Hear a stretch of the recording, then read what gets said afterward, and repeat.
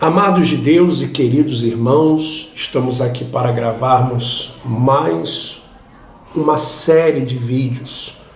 Hoje nós estamos aqui com Rafael Venâncio, que veio lá de Uberlândia.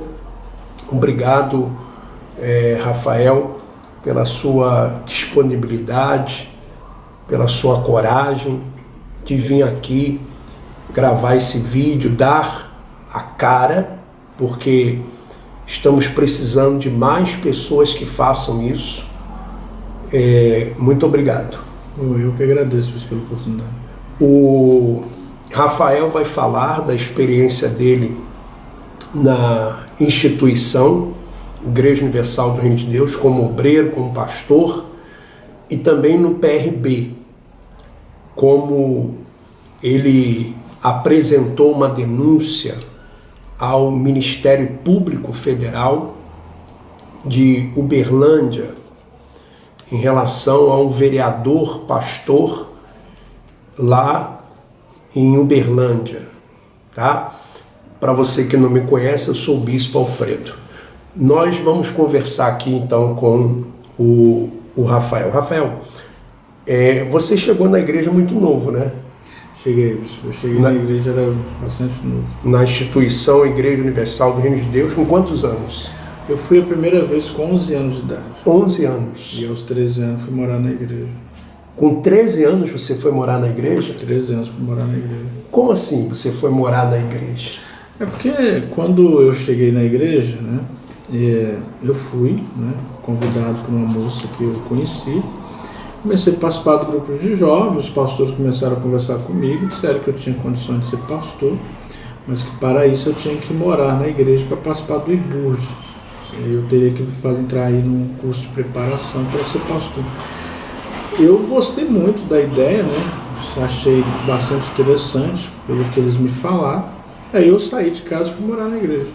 Bom, para quem não sabe, IBURG quer dizer Instituto Bíblico Universal do Reino de Deus. Então, o IBURG, as pessoas pensam que o jovem vai chegar lá e vai estar no alojamento, recebendo ensino, estudando a Bíblia, sendo preparado para ser pastor. Mas o que foi ser IBURG para você? Isso para mim não foi uma experiência muito boa, né? Logo nos primeiros dias que eu estava morando na igreja, eu passei por algumas coisas que hoje eu vejo que realmente foram bastante traumáticas. Uma dessas situações é que o pastor um dia ficou pelado, era o pastor Charles, né? Ele era bastante gordo, né?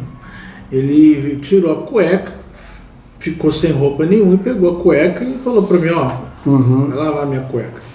Mandou eu lavar, tive que ir lá lavar. E isso era todos os dias. Todos os dias ele tirava a roupa íntima e mandava eu lavar. Isso era uma das situações. Minha mãe, inclusive, minha família nunca soube disso. Outra coisa que acontecia era que o pastor tinha mania, por exemplo, de ir para o banheiro, né, fazer suas necessidades fisiológicas. E eu tinha que ser obrigado a ficar lá com ele dentro do banheiro e ele dizendo que estava me provando, né? Isso para mim foi terrível. Além de ter apanhado, viu, bispo? O pastor auxiliar tinha mania de ficar brincando de lutinha, várias vezes eu fui agredido. Uma vez, inclusive, ele até me jogou uma faca porque eu cochilei durante o dia no salão. Ele mandava eu olhar o salão para ele dormir. Então, para ele dormir, eu tinha que ficar olhando o salão. Aí, como eu não dormia de noite, a gente tinha mania de ir por monte, né? A gente tinha mania de ficar quebrando aí imagem. Então, era uma coisa que nós, destruindo aí os trabalhos de feitiçaria, jogando sal no centro espírita, tudo isso a gente fazia porque era amante da igreja. Aí a gente chegava muito tarde na igreja e no outro dia ele mandava eu ficar no salão para ele dormir. Aí às vezes eu não conseguia, né? Quando eu ficava lá acordado, dormindo, ele vinha me agredir, uma vez jogou até uma faca no meio, quase que me machucou aquele dia. Então, IBURG, Instituto Bíblico Universal do Reino de Deus, era só no nome, porque chegando lá não tinha nada de ensino da Bíblia, de preparação, nada disso. Não, isso na verdade não. Pelo menos na minha época, a gente tinha passar por situações bem desagradáveis. Inclusive naquela época, né, você deve lembrar, isso já era pastor auxiliar, que teve aquela questão de mandar alimentos lá para o Nordeste. Eles nos mandaram para um depósito lá na Caetés. Nós ficamos 15 dias dentro daquele depósito, a gente não tomava banho, a gente não comia nada, só comia nesse miojo. E a gente passou por situação bastante desagradável. Eu lembro muito bem que a gente ficou ali dias após dias, inclusive teve alguns que até passaram mal. A gente passava, era por isso, nosso negócio era trabalhar e fazer as coisas para a igreja, mas nós não éramos, não tinha aquela preocupação de ensinar a Bíblia, de orientar como ajudar as pessoas, como salvar as pessoas, na verdade não era isso. Bom, muitas pessoas pensam nisso, que o jovem, né, vai aprender a Bíblia, que vai ter ali um almoço, um jantar, lanche, que vai realmente estar num instituto bíblico.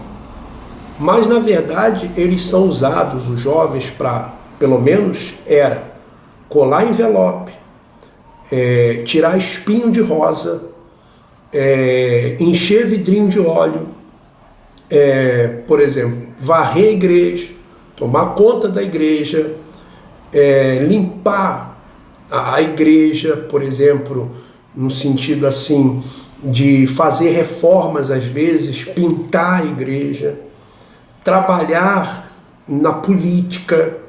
Eles são usados para isso. E eu tenho chamado a atenção do Ministério Público do Trabalho, não sei, o Ministério Público da Infância e Juventude, para a situação desses jovens na instituição.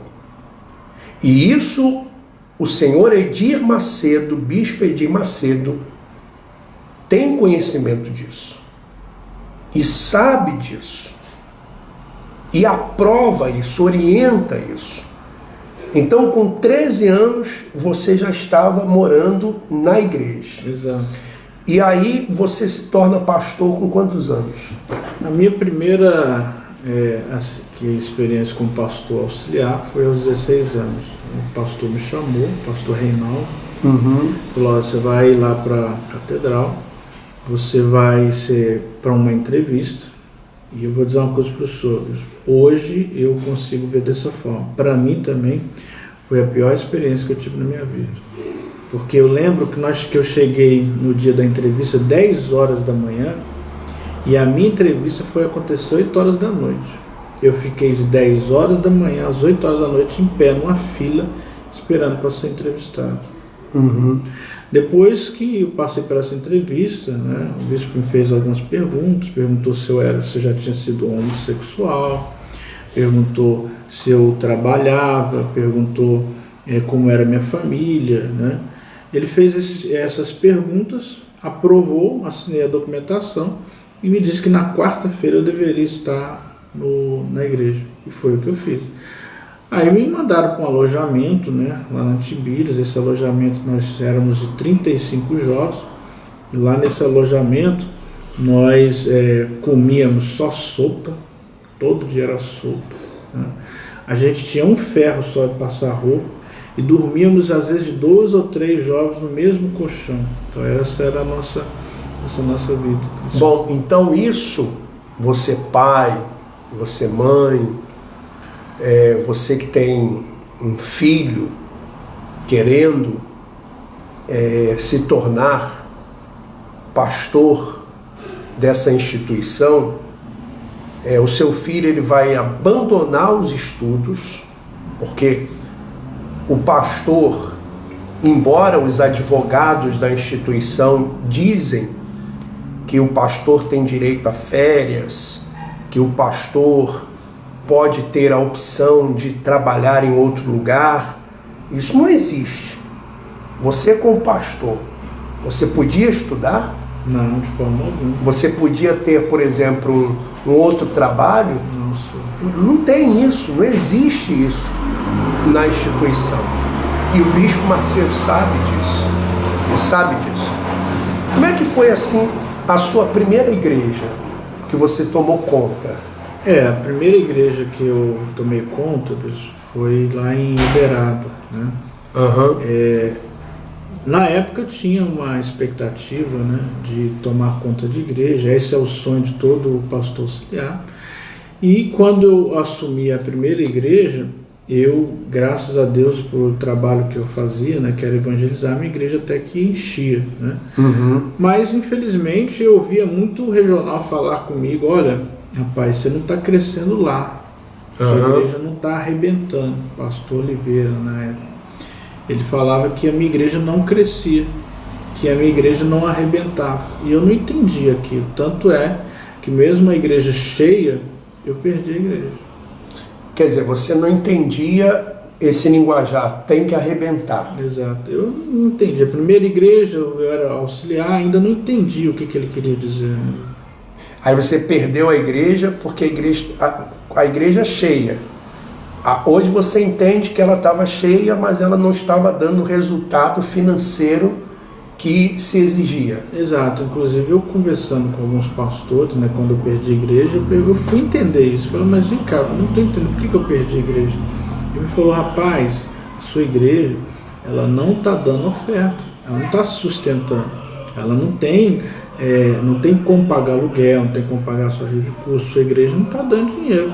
Então, é assim que eles fazem. Quando o pastor não cresce, eles tiram o pastor e colocam outro no lugar.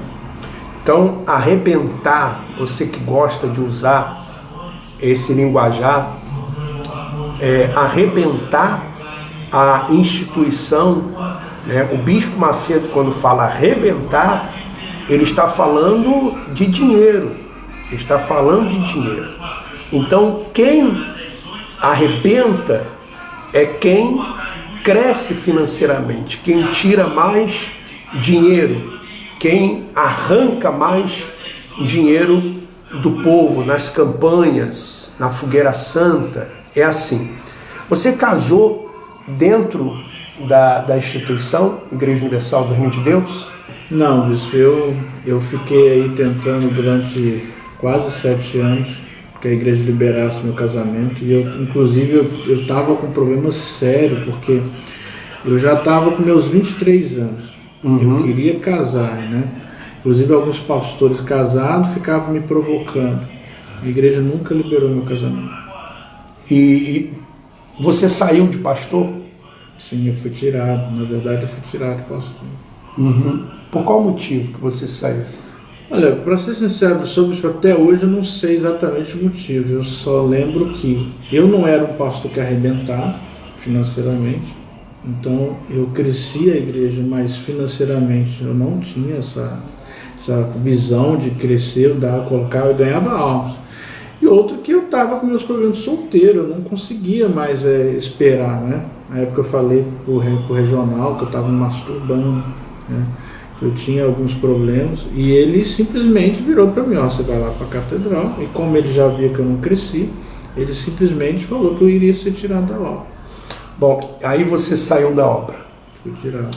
Muito bem, então vamos fazer uma pausa e vamos voltar aqui conversando com o Rafael. Inclusive ele trouxe documentos, né, até o protocolo aqui do Ministério Público Federal. Daqui a pouco nós vamos mostrar, mas vamos fazer uma pausa e já retornamos. Vamos em frente.